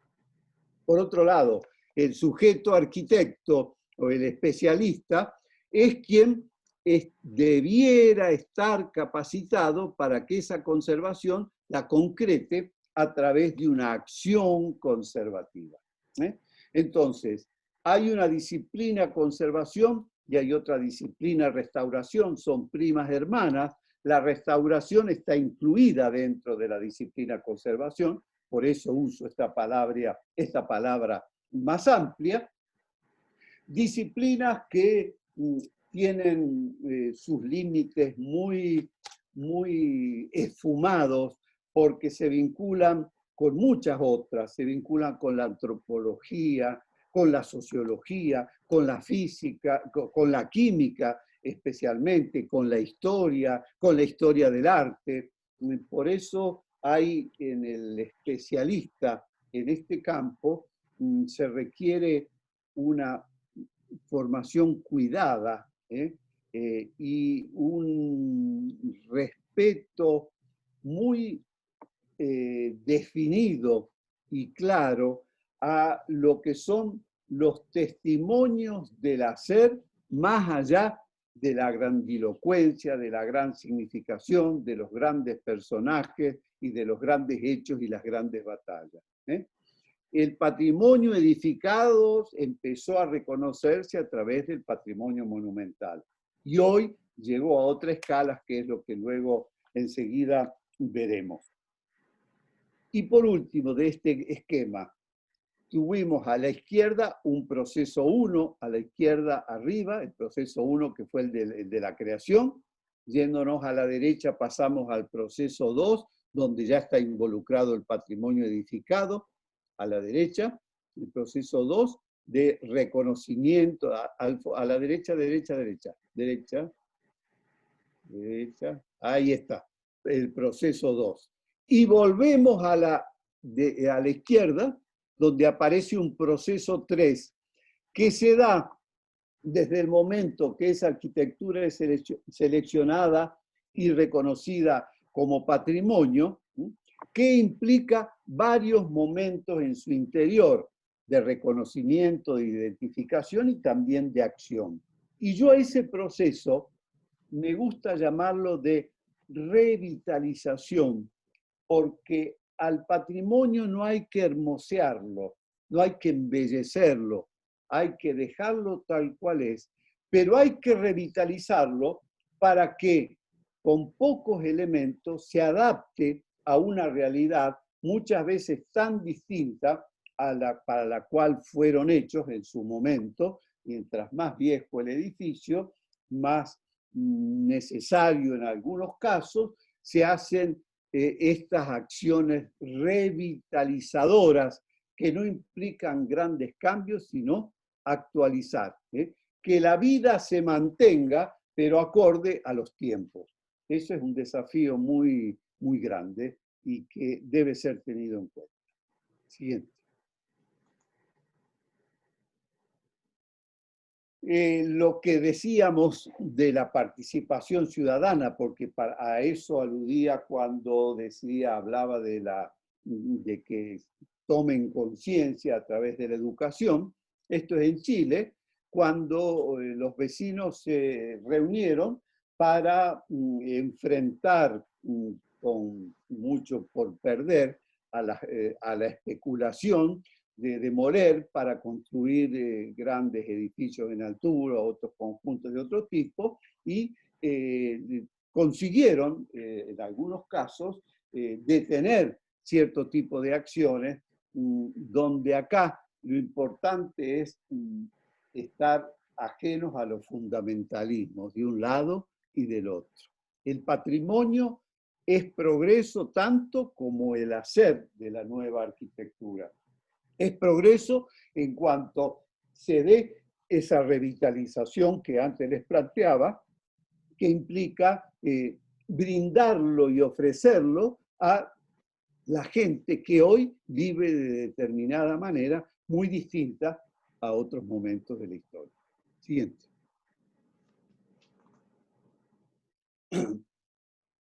Aquí es el último de los esquemas. Ustedes ven que es el mismo que se va cargando de elementos. Acá habíamos llegado hasta el patrimonio edificado y su conservación, como acción y como actitud de esta conservación, y entonces empiezo a aclararles. A través del tiempo, y estamos hablando del siglo XIX, primero, el primer término que se utilizó, palabra compuesta, fuera de patrimonio histórico, luego enseguida el patrimonio monumental, y luego empezaron a venir las distintas categorías, el patrimonio industrial, el patrimonio subacuático, el patrimonio religioso, el patrimonio popular, lo pongo entre comillas porque hay que tener cuidado con esta palabra, muchas veces se la usa en términos despectivos, otros la llaman arquitectura pobre, que también se las trae. Bueno, hay toda una cantidad de categorías que a medida que pasa el tiempo se va abriendo más el abanico y se va complicando más la cosa, pero siempre aludimos a lo mismo, al patrimonio edificado en clave industrial, en clave esto, en clave del otro. Y luego el patrimonio urbano y dentro de él los cascos históricos, los centros históricos, las áreas especiales, el espacio público. Y para nosotros lo del patrimonio ambiental, hoy a la escala cultural, que es en la cual nos estamos moviendo, ven que acá he puesto, he cerrado una línea como una U, y dentro de la cual metí todo lo de la arquitectura, el patrimonio edificado y la palabra cultura que contiene a todo esto, quedando por fuera, pero en directa relación, la naturaleza. Y cierro todo eso con esta línea curva que dice, que quiere decir, el medio ambiente incluye todo lo hasta aquí planteado. Naturaleza y cultura, y si digo cultura, digo arquitectura, patrimonio, nosotros y todo lo demás. Queda fuera de esa línea que yo he indicado y que he marcado, queda fuera el paisaje. ¿Por qué? Porque el paisaje no forma parte del medio ambiente, porque es una categoría compleja, compuesta por una serie de otras categorías que están acá. Lo cual no quiere decir que no se lo tenga que tratar ni considerar, pero no puedo poner en una escala, en un listado, en una tabla, patrimonio histórico, patrimonio monumental y paisaje, porque ese patrimonio monumental y ese histórico estarán incluidos en el paisaje junto con la naturaleza y con tantas otras cosas. El paisaje es una mirada, tiene una fuerte carga subjetiva y por lo tanto necesita y requiere de un tratamiento especial. Y quiero insistir acá, mientras vamos terminando, quedan algunas imágenes, pero el tema del espacio público para mí es un aspecto muy importante en relación con el patrimonio que no está siendo atendido a nivel institucional en la gran mayoría de los casos, más que con fines o en clave estética y de embellecimiento, muchas veces de dudoso gusto, como son las rimbombantemente llamadas supermanzanas acá en Córdoba. Siguiente.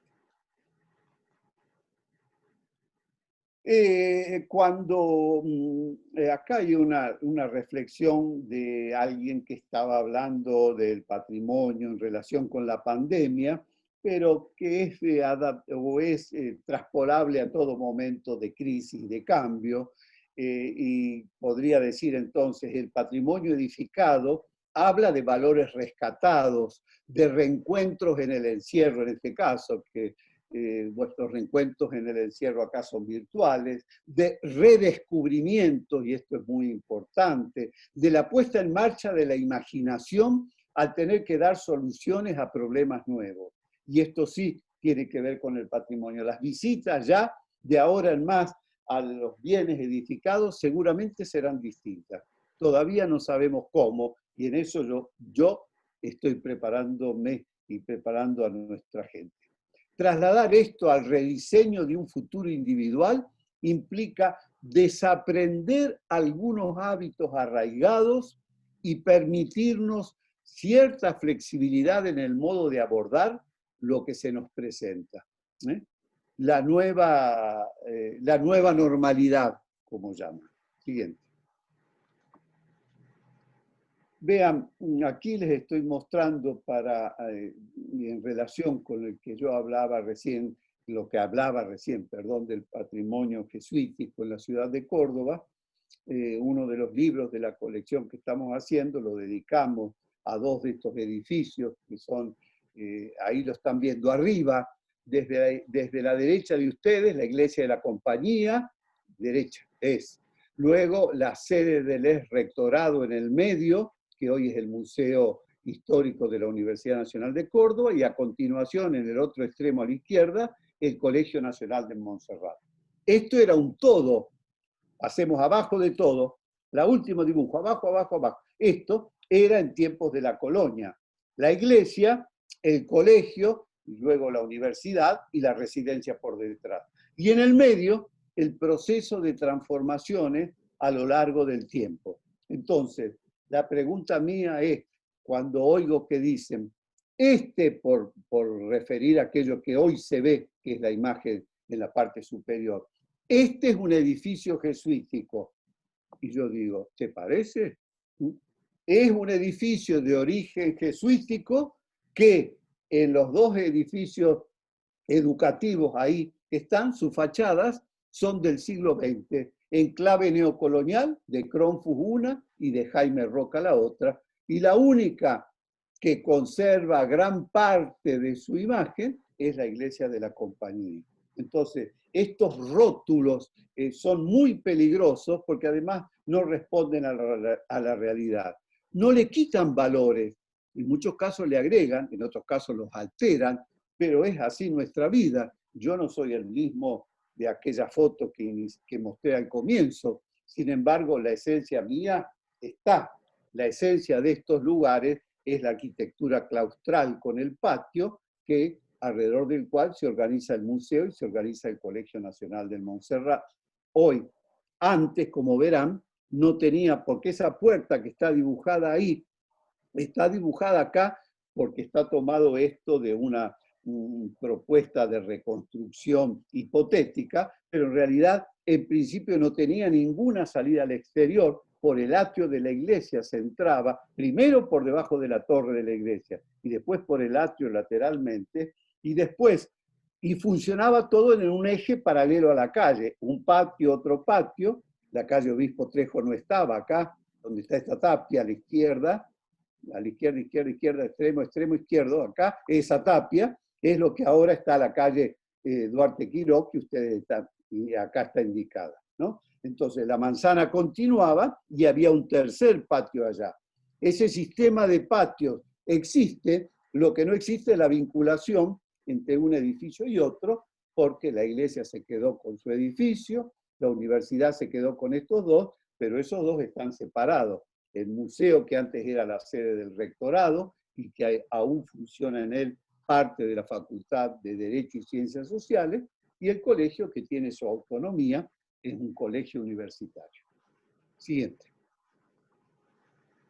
Por eso, cuando hablábamos recién de la idea de concientizar, de llegar a la gente transmitiéndole algún mensaje, la tapa de ese libro que recién mostré, ese trabajo de reconstrucción de instancias de sus fachadas a lo largo del tiempo, en lugar de llamarse el edificio jesuítico sede del Museo de la Universidad Nacional de Córdoba, como tiene en letra muy chiquitita al pie, lo llamamos sustancia y accidentes, porque precisamente queríamos despertar esa curiosidad. ¿Dónde está la sustancia? ¿Cuáles son los accidentes? Y acá, en un trabajo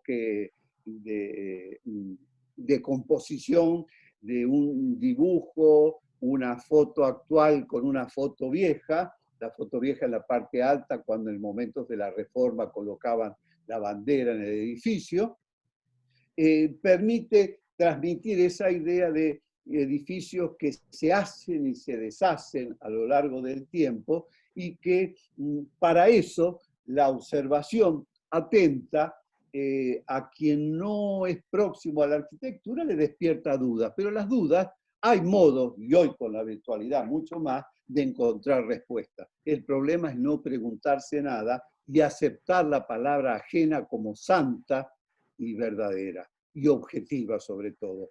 Hoy en tiempos de posverdad, donde la objetividad es un mito.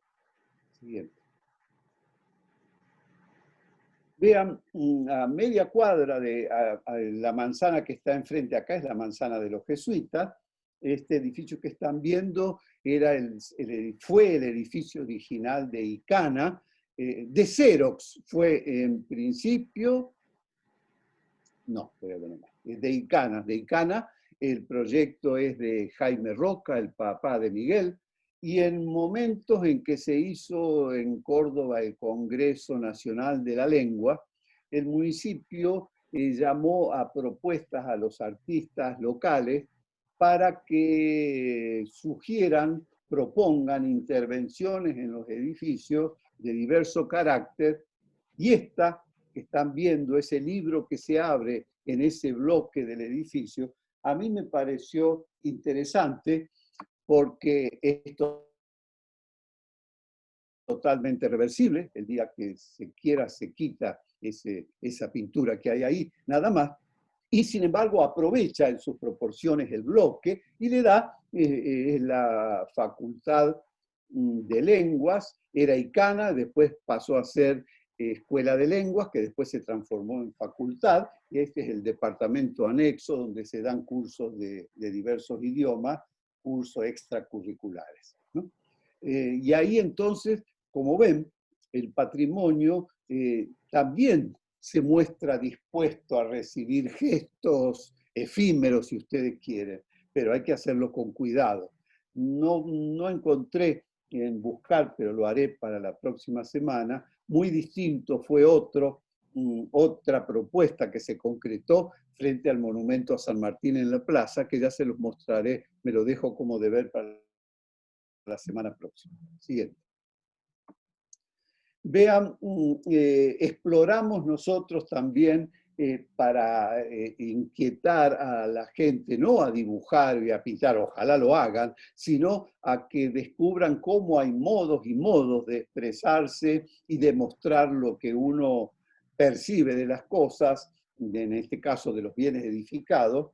En el grupo tenemos dos buenos dibujantes, muy especiales y muy distintos uno de otro. Este es uno de ellos, aquel que trabaja con la semiótica, que en esta tinta muestra el valor de la torre del reloj que que Jaime Roca le agregó al edificio, no formaba parte del colegio, y Jaime Roca se lo agregó en la década del 20 del siglo pasado. Siguiente.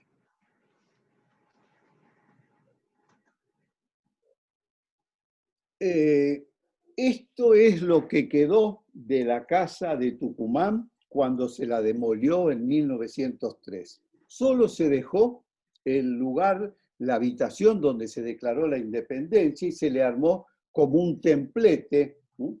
Como en algunos momentos del pasado sucedió en otros lados también, ¿sí? Esto es creer que los grandes hechos, los grandes personajes y los grandes acontecimientos solo dan significado aparte de un edificio. Se demolió el resto por el estado en que estaba. Esta parte también estaba mal, pero como era lo que era, se invirtió en ella y se demolió el resto. El resto que después fue reconstruido por la acción de Busquiazo y en 1941 fue declarado Monumento Histórico Nacional. Siguiente. Acá hay una pregunta de Leo Rolón que tiene que ver con este caso, que dice, ¿hay valores dados por ser un patrimonio intangible, aunque el objeto en sí no tenga valor dado solo por el hecho? Por ejemplo, en cierta casa vivió tal personaje histórico.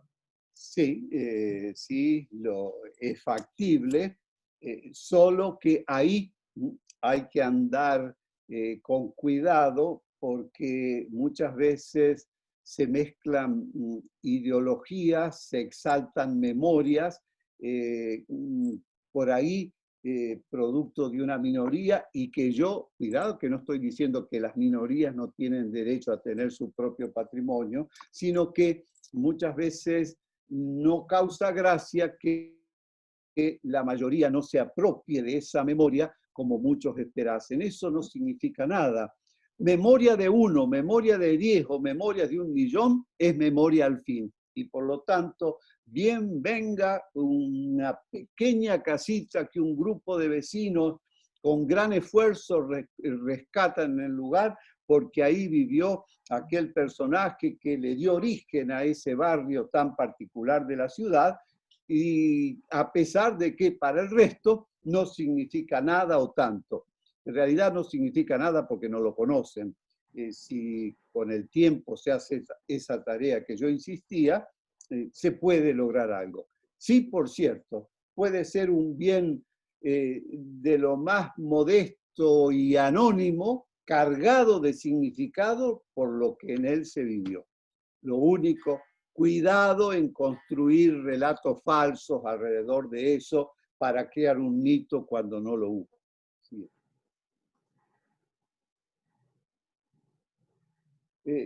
Esto es muy fuerte para mí, porque en algún momento empezamos a trabajar con los ciegos y el patrimonio.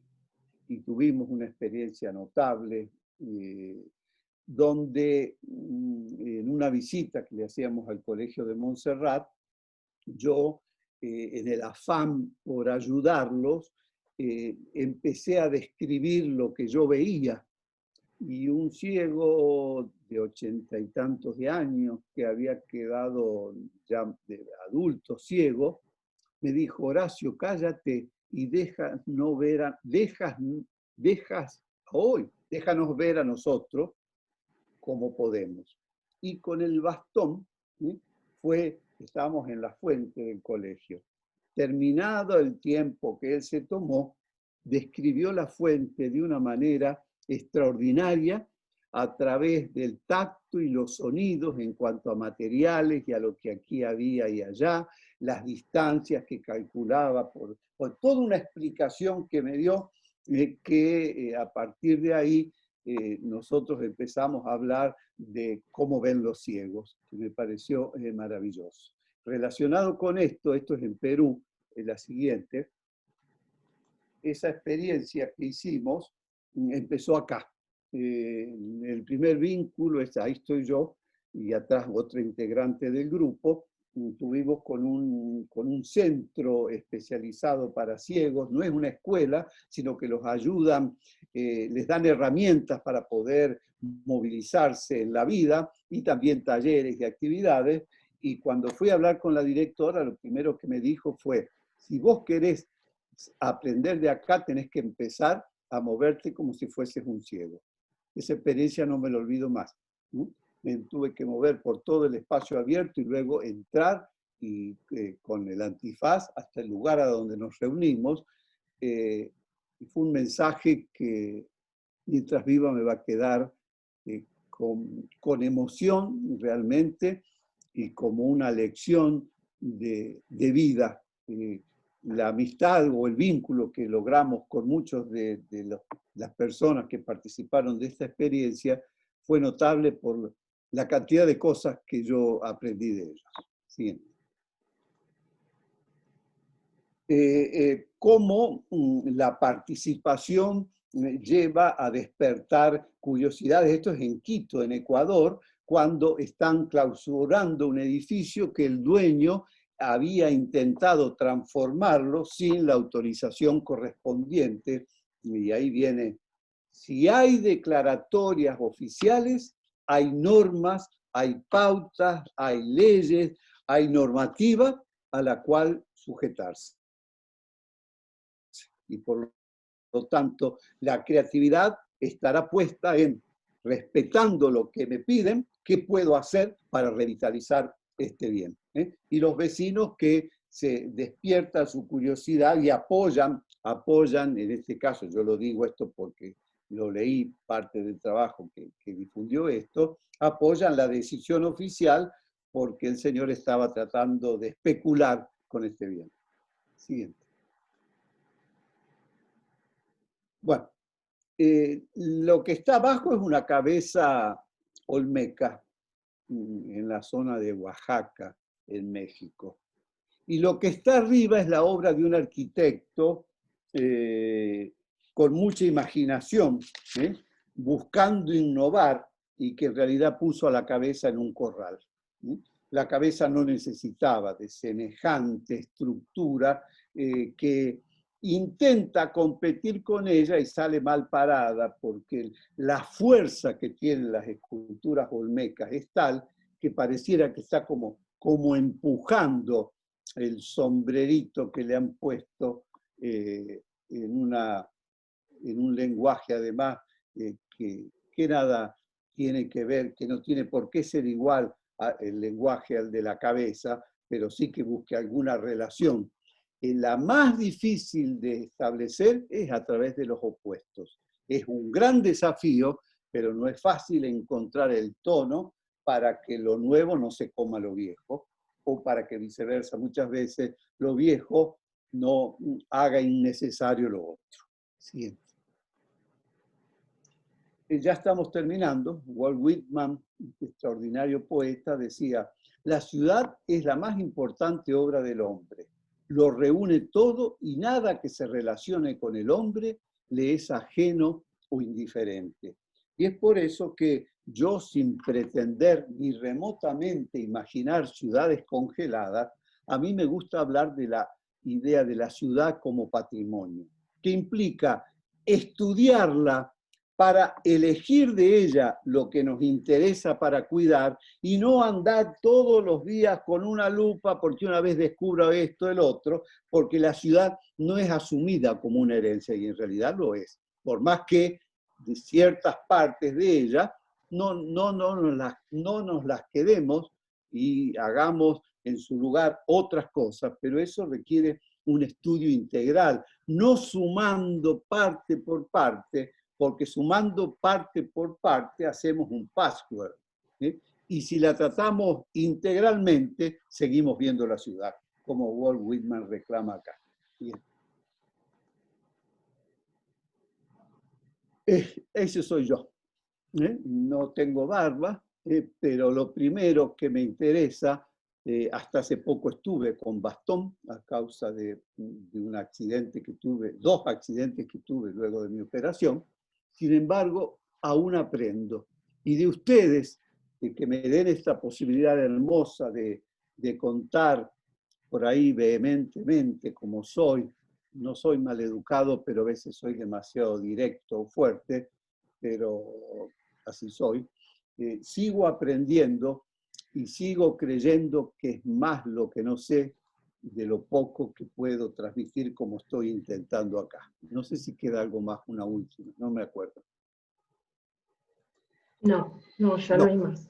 Bueno, hasta aquí llegué por hoy intentando construir un andamio sobre el cual la semana que viene ya voy a referir específicamente a acciones, a actividades, me detendré más en la valoración y empezaremos con el tema del paisaje urbano, con criterios, con cuestiones de metodología y con todo lo que ustedes me pregunten, insisto, brevemente y puntualmente, y les haré llegar material de lectura para inquietarlos, para provocarlos. Y si hoy están abriendo esta puertita, sepan que lo único que yo intento es precisamente ayudarlos a empujar la puerta. Y después es un largo andar mirando, pensando. Tienen muchos instrumentos como arquitectos, hay otros para adquirir, pero es más lo que saben que lo que desconocen. Lo que desconocen va a fortalecer aquello otro y los va a hacer que se aproximen con mayor confianza y respeto hacia los bienes. No es porque sean irrespetuosos, sino porque la ignorancia de alguna cosa muchas veces nos lleva a actuar de tal manera sin ser. Muchas gracias y no sé si habrá preguntas. Ya estamos cerca de las 8. ¿Sí? Ya pasamos el horario, hay 2 preguntas que pueden pasar para la clase que viene, como usted quiera. Y después de esto, lo que sí voy a extrañar de Griselda es el asado de cierre. Ya, eso se va a compensar de alguna manera. El universo no nos puede estar haciendo esto, se va a compensar. Si ustedes quieren, Lorena, sí. anotar la pregunta, si crees que es sí, tarde, que ha pasado 2 horas, he estado acá sentado. Insisto, quien quiera comunicarse conmigo, me escribe, me llama y me hace preguntas y yo lo que pueda lo respondo y lo que no les diré, déjenme que lo averigüe y después les contesto. Gracias, perfecto. Buenas noches. Muchísimas gracias. Un abrazo. Gracias a todos. Gracias. Chao. Gracias.